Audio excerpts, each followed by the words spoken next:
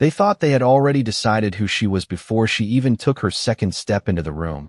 But what they didn't realize was that tonight, every quiet glance, every whispered judgment, was being measured by the one person they dismissed, and they would regret it. The grand ballroom shimmered under layers of golden chandeliers, each crystal catching the light like tiny stars, reflecting off polished marble floors that echoed with the confident rhythm of designer heels, tailored suits, and laughter that carried just a little too far, the kind of laughter meant to be heard, meant to exclude, meant to remind everyone exactly who belonged and who didn't. And right at the edge of that carefully curated world stood Naomi Carter, 27, slender, her natural curls softly framing her face, dressed in a simple black evening gown that didn't scream for attention, didn't compete with the glitter around her, and yet somehow made her presence impossible to ignore if you were paying attention. But they weren't, not at first, because people like Victoria Whitmore had trained their eyes to scan for status, not substance, and Victoria, standing at the center of a circle of perfectly polished socialites, her silver hair twisted into an elegant chignon, diamonds, resting effortlessly against her collarbone, spotted Naomi within seconds, her lips curling into a faint, knowing smile that had undone more reputations than it had ever built. And as she leaned slightly toward the group, her voice dipped just low enough to sound private, but just loud enough to travel. She said, "She looks too weak to even belong here." And the reaction was immediate, a ripple of soft laughter, raised brows, subtle glances that turned into open stares, the room shifting its attention like a spotlight slowly locking onto its next source of entertainment. Because in rooms like this, weakness wasn't tolerated, it was displayed, examined, and quietly dismissed, and Naomi felt it, every pair of eyes, every silent assumption pressing in, but she didn't shrink, didn't rush to defend herself, didn't offer an explanation or apology. Instead, she simply stood there, her posture steady, her gaze calm, as if the noise around her existed somewhere far away. And for a brief moment, something almost imperceptible passed through her expression, not hurt, not anger, but recognition, as if she had seen this exact scene play out before, as if she already knew how it would end. And while the room leaned in expecting her to break, what they didn't notice was the subtle shift beginning behind the scenes, a staff member pausing mid-step, a coordinator glancing toward Naomi with quiet awareness, a whisper, traveling faster than the laughter. And in a space built on appearances, the truth was already moving, silently, deliberately, toward the moment that would change everything. And Naomi Carter, the woman they had just labeled as too weak, remained exactly where she was, calm, composed, waiting, as the room unknowingly stepped closer to its own silence. The laughter did not fade right away. It lingered in the air like perfume, subtle but suffocating, as if the room itself had agreed on a silent verdict about Naomi Carter. And Victoria Whitmore, satisfied with the reaction she had stirred, lifted her champagne glass with effortless elegance, her posture relaxed, her confidence absolute.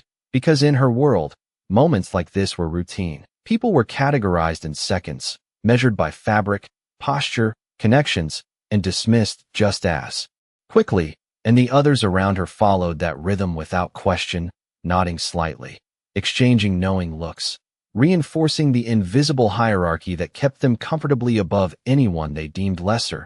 And yet, beneath the polished surface of that carefully controlled environment, something was beginning to shift, small at first, almost impossible to notice unless you were looking for it. A server slowing his pace as he passed Naomi, his eyes flickering with recognition, a woman, near the back straightening her posture as she whispered to the man beside her, a subtle tension threading its way through the room like a current beneath still water.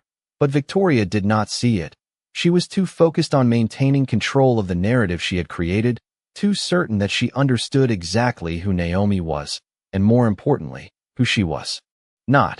And so she took a step closer, closing the distance with deliberate precision, her heels clicking sharply against the marble floor, each step drawing more attention, until she stood just within Naomi's space, her smile polite on the surface but edged with something colder underneath.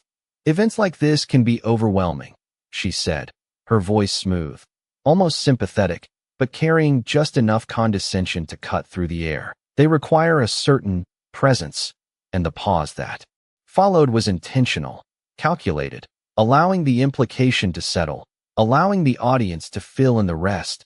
And again, the room leaned in, watching, waiting, expecting a reaction, expecting discomfort, expecting Naomi to either retreat or attempt to justify herself. But Naomi did neither. Her expression remained composed, her shoulders relaxed, her breathing even, and when she finally spoke, her voice was calm, steady, almost quiet, yet it carried with surprising clarity. "I find that presence is often misunderstood," she said, her eyes meeting Victoria's without hesitation, without challenge, just certainty. And for a fraction of a second, something flickered across Victoria's face, not doubt exactly, but a disruption, as if the script she had been following no longer aligned perfectly with the scene unfolding in front of her and around them.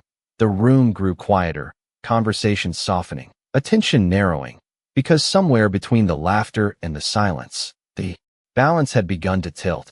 And while Victoria still believed she was leading the moment, what she did not realize was that the room was no longer fully on her side, and Naomi Carter, still standing exactly where she had been, was not being diminished. She was being watched, differently now, more carefully, as if the story everyone thought they understood was quietly rewriting itself in real time. The silence did not break, it deepened, stretching across the ballroom in a way that made every small movement suddenly noticeable. The soft clink of glass against glass, the faint rustle of fabric as people subtly adjusted their stance, and Victoria Whitmore felt it before she fully understood it, that subtle shift in control slipping just slightly from her grasp. But she was not a woman who surrendered easily, not in rooms she had dominated for decades. So she straightened her posture, her smile sharpening just enough to reclaim attention, and with a light, dismissive laugh, she turned slightly to include the surrounding guests. "Presence," she repeated, as if the word itself amused her, "is something that takes years to refine. It is not something you simply decide to have." And a few in. The crowd responded with polite chuckles, though not as confident as before, not as unified, because uncertainty had already begun to spread, thin but persistent, and Naomi Carter watched it happen without interruption, her gaze moving not just to Victoria but beyond her, to the room itself, as if she were taking in more than just the surface of the moment, as if she were measuring something invisible to everyone else. And then, without raising her voice, without stepping forward, she said, "Sometimes it takes years to recognize it too." And the words landed differently, not loud, not confrontational, but precise, like something carefully placed rather than thrown.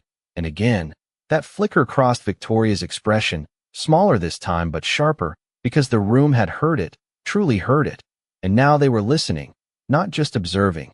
And that was not part of the script Victoria was used to controlling. And just then, across the far side of the ballroom, a subtle but unmistakable shift in energy began to ripple outward, the master of ceremonies stepping closer to the stage, adjusting the microphone, event staff moving with quiet urgency, their attention no longer scattered but directed, and a low murmur passed through the crowd as heads turned toward the front, curiosity replacing amusement, anticipation replacing judgment, and Victoria noticed it too, her attention pulling briefly away from Naomi, her brows tightening almost imperceptibly as she followed the movement, because something was happening, something she had not initiated, and in rooms like this, that mattered. And Naomi remained still, composed, her hands resting lightly at her sides, as if she had been expecting this exact moment, as if everything unfolding around them was simply arriving on schedule.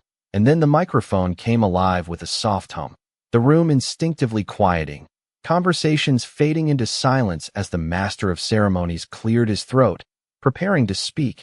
And in that breath before the announcement, before the shift became undeniable, Naomi Carter lifted her gaze once more, not toward Victoria this time, but toward the stage, her expression unchanged, calm, certain, as if the room was about to learn something it should have known all along.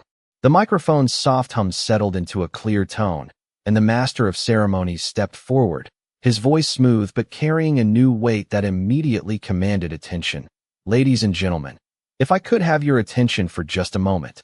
And like a switch being flipped, The room obeyed. Conversations faded, glasses lowered, and the lingering tension that had been circling Naomi and Victoria shifted toward the stage, where something larger was about to unfold, and Victoria.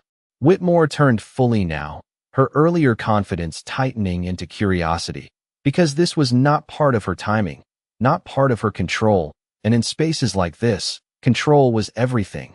Tonight, the host continued, we gather not only to celebrate generosity, but to honor the individual whose vision made this entire evening possible. And a ripple moved through the crowd, subtle but undeniable. Guests exchanging glances, quietly speculating, names already forming in their minds. Familiar names, expected names, the kind that belonged to people like Victoria, people who had spent years building influence in rooms exactly like this. And for a brief second, Victoria's posture lifted again, her chin rising slightly, as if preparing to receive what she believed was naturally hers, or at the very least, someone within her circle. But then the host paused, just long enough to stretch the anticipation, just long enough for the silence to deepen, and when he spoke again, his tone shifted, more deliberate now. The woman behind tonight's foundation, the one whose leadership and commitment have quietly shaped every detail you see here. And that word quietly lingered in the air, almost unnoticed by most, but not by Naomi, and not by those who had started to pay closer attention. And then, with a small gesture toward the crowd, the host said, please join me in welcoming Ms. Naomi Carter. And for a fraction of a second, nothing happened, as if the room itself needed time to process what it had just heard, as if the name did not immediately connect to the figure they had already judged, and then heads began to turn, slowly at first, then all at once, eyes searching, locating, confirming, until every gaze found her, standing exactly where she had been all along, unchanged, composed, real, and the shift was instant. The air itself seemed to still, conversations vanished completely, and the earlier laughter felt distant, almost inappropriate now, as realization spread across faces one by one, and Victoria Whitmore froze, her expression caught between disbelief and comprehension, her mind racing.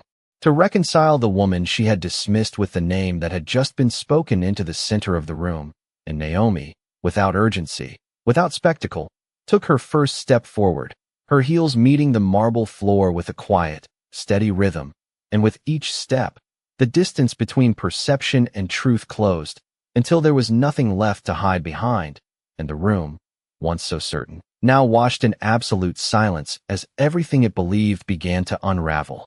Naomi Carter did not rush. She did not look around for approval, and she did not change her expression as she walked, because nothing about this moment required urgency.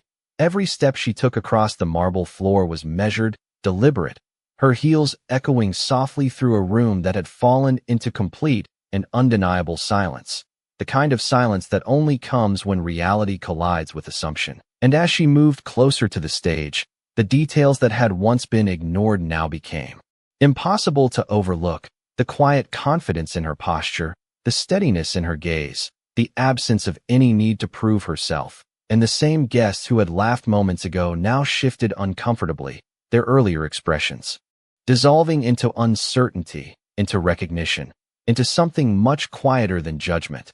And Victoria Whitmore remained where she stood, her champagne glass still raised but forgotten, her fingers tightening ever so slightly around the stem as the weight of what had just happened settled in. Because this was not a misunderstanding that could be corrected with a smile or a clever remark. This was something deeper, something irreversible. And for the first time that evening, she did not have control of the room. Naomi reached the base of the stage and paused only briefly before stepping up, the host greeting her with a respectful nod that did not go unnoticed, because respect, real respect, does not need to be announced. It reveals itself in moments exactly like this. And when Naomi turned to face the audience, the entire ballroom seemed to hold its breath, waiting, watching, recalibrating everything they thought they understood, and she allowed that silence to exist. She did not rush to fill it.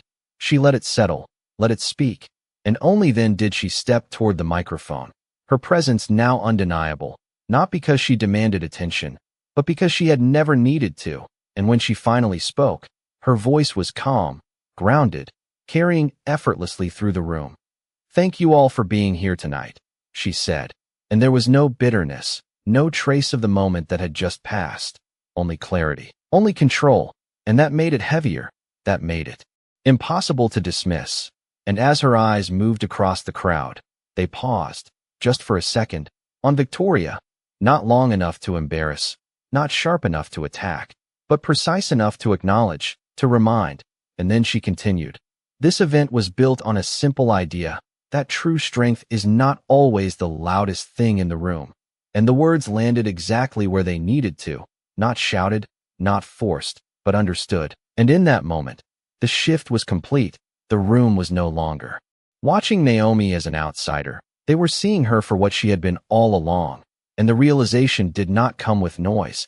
It came with stillness, the kind that leaves no room for denial. The words did not need repetition. They lingered in the air with a quiet authority that reshaped the room without force. And as Naomi Carter stood at the center of it all, there was no triumph in her expression, no satisfaction in the shift she had caused, only a steady composure that made the moment feel even more profound, because this was not about proving anyone wrong. It was about revealing what had always been true. And across the ballroom, the reaction unfolded in layers. Guests who had once leaned in with amusement now stood still, their earlier confidence replaced with reflection, their glances more careful, more measured, as if reevaluating not just Naomi, but themselves, and the space between silence and understanding grew heavier with every passing second, and Victoria Whitmore felt it more than anyone, the weight of her own words echoing back at her without sound, her posture still elegant but no longer effortless, her composure intact on the surface but fractured underneath by something she could not immediately correct, because this was not a moment that could be smoothed over with charm or redirected with influence. This was clarity, and clarity has a way of settling deeper than any confrontation. Naomi continued, her voice steady. "Strength does not announce itself," she said, her tone calm but unwavering. "It shows itself in how we choose to see others, especially when we believe no one is watching." And the sentence moved through the room like a quiet current, reaching people in ways that noise never could, because it did not accuse, it simply reflected, and reflection leaves no place to hide. And as her gaze swept across the audience once more, it paused again, briefly, on Victoria, not to shame, not to isolate, but to include, to acknowledge that she too was part of this moment, part of this lesson. And then Naomi shifted her focus forward, continuing with the purpose of the evening, speaking about the foundation, the work, the impact. But now, every word carried more weight, because it was no longer just information, it was context, it was meaning layered on top of everything that had just unfolded, and slowly, almost imperceptibly, the room began to respond. Not with loud applause at first, but with a quiet, growing respect, a recognition that replaced judgment. And when the applause finally came, it was not explosive, it was steady, sincere, the kind that builds rather than demands. And in that sound, something had changed permanently, not just in how they saw Naomi Carter, but in how they would see the next person they might have dismissed. And as the applause continued, Naomi stepped back slightly from the microphone, her expression unchanged, her presence still grounded, as if she had simply completed something that did not require celebration. And across the room, Victoria remained still, her silence no longer a position of power, but a space filled with realization, the kind that does not fade quickly, the kind that stays long after the music resumes and the lights dim, because some moments do not end when the room moves on. They stay, quietly reshaping everything that comes after. The applause did not fade quickly. It carried through the ballroom with a steady rhythm that felt different from the forced laughter earlier, more grounded, more aware. And as Naomi Carter stepped away from the microphone, the energy of the room had already transformed into something quieter but far more powerful. Conversations resumed, but not in the same tone, not with the same certainty. People spoke softer, more thoughtfully, as if the air itself had changed, and Naomi moved down from the stage with the same calm presence she had shown from the beginning, not seeking attention, not lingering in the spotlight, because she did not need to hold it. She had already reshaped it. And as she reached the floor, several guests turned toward her, not with curiosity this time, but with respect, subtle nods, softened expressions, a quiet acknowledgement that required no words. And Naomi responded the same way she had carried herself all evening, with grace, with stillness, accepting nothing more than what was genuine. And across the room, Victoria Whitmore remained in place, the space around her no longer filled with admiration but with distance. The same circle that had once echoed her laughter now stood slightly apart, their attention divided, their confidence unsettled, because association in rooms like this is never neutral, and people instinctively adjust when the balance shifts. Victoria lowered her glass slowly, her movements controlled, deliberate, as she tried to gather what remained of her composure. But something had changed in the way she was being seen, not dramatically, not loudly, but enough to make the difference undeniable. And for the first time that evening, she hesitated, just for a moment, before taking a step forward, her heels no longer echoing with the same certainty as before, as she approached Naomi, who had just been greeted by one of the event organizers with quiet admiration. And when Victoria finally spoke, her voice was measured, carefully neutral. "Miss Carter," she said, the name now carrying a weight it had not held minutes ago. "I was not aware of your role in tonight's event." And the statement lingered between them, not quite an apology, not quite a correction, but something in between, something that revealed more than it intended. And Naomi turned to face her, her expression unchanged, her gaze steady, not cold, not warm, simply clear, and she replied without hesitation. "You saw exactly what you chose to see." And the simplicity of the words left no room for argument, no space to redirect, and for a brief second, Victoria stood still, her response caught somewhere between pride and realization, unable to move forward without acknowledging what had already been exposed. And around them, the room continued to shift, not dramatically, not with spectacle, but with a quiet understanding that had settled into every corner. And in that moment, it was no longer about who had power, it was about who had clarity. And Naomi Carter, standing calmly in the center of it all, had already made that distinction undeniable. Victoria Whitmore did not respond immediately, and in a room that had once revolved around her every word, that silence spoke louder than anything she could have said, her composure still intact on the surface, her posture still elegant, but the certainty that once defined her presence had shifted into something more fragile, something measured. And Naomi Carter did not press the moment. She did not repeat herself or expand on what had already been made clear, because truth, when delivered without force, does not require reinforcement, it settles on its own. And as the two women stood there, the space between them filled not with tension, but with understanding, the kind that does not need acknowledgement to exist. And around them, the room continued to move, but differently now. Conversations carried a new tone, quieter, more deliberate, as if each person had become aware of the weight behind their own words. And one by one, guests began to approach Naomi, not with exaggerated praise or empty compliments, but with genuine respect, brief introductions, measured appreciation for the work she had spoken about. And Naomi received each interaction with the same calm presence, never elevating herself, never diminishing anyone else, simply engaging with a quiet confidence that no longer needed to be questioned. And as this unfolded, Victoria remained where she was for a moment longer, watching, not with the sharp judgment she had shown before, but with something more reflective, as if she were seeing not just Naomi, but the entire sequence of events replaying in her mind from a different perspective. And eventually, she exhaled slowly, the smallest release of tension, before setting her glass aside and stepping back, not in retreat, but in recognition, understanding that this was not a moment she could reclaim, and that perhaps it was not meant to be reclaimed at all. And as she turned slightly, her gaze moved across the room, noticing the subtle changes in how people positioned themselves, how conversations formed without her at the center. And in that observation, something shifted within her, not dramatically, not visibly, but enough to acknowledge that influence built on perception alone is never as stable as it appears. And across the ballroom, Naomi continued moving through the space. She had quietly transformed, her presence now woven into the atmosphere of the event itself, no longer questioned, no longer measured against assumptions. And as the evening carried on, the music resumed, glasses clinked once more, and laughter returned. But it was different now, softer, more aware, and somewhere within that refined rhythm, a lesson had settled into the room, not announced, not declared, but understood, that strength does not always demand attention. Sometimes it simply waits, patiently, until the moment comes when it no longer needs to.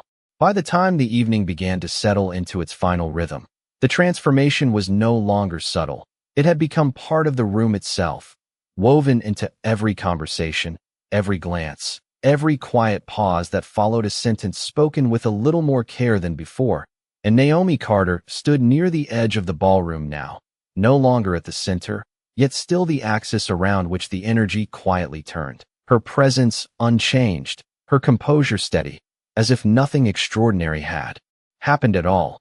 And perhaps that was the most remarkable part, because what had shifted was not her, it was everyone else. And across the room, Victoria Whitmore lingered in a space that once belonged entirely to her, but now felt different, not diminished, but redefined, her posture still poised, her expression still controlled, yet her awareness sharpened in a way it had not been before. And as she watched the interactions unfolding around Naomi, the respect, the measured tone, the absence of judgment, something settled within her, not as defeat, but as recognition, a quiet understanding that influence built on assumption can vanish in a single moment, while presence built on truth does not need to announce itself to endure. And for a brief moment, their eyes met again across the room, no hostility, no challenge, just clarity. And this time, Victoria did not look away out of dismissal. She simply nodded, almost imperceptibly, an acknowledgement that required no audience, no performance, just acceptance of what had been revealed. And Naomi returned the gesture just as simply, not as victory, not as forgiveness, but as balance, as if the moment had completed something that did not need to be revisited. And slowly, the evening carried on. The music softened, conversations deepened, and the room, once driven by appearances, now moved with a quieter awareness, because some lessons do not arrive with noise or spectacle. They arrive in silence, in the space between what was said and what was understood, and they stay long after the lights dim and the doors close. And as Naomi turned to leave the ballroom, her steps as calm as when she arrived, no one stopped her, no one questioned her place, because that had already been answered, not by explanation, not by confrontation, but by a presence that never needed to prove itself. And somewhere behind her, in a room that would remember this night in ways it could not fully explain,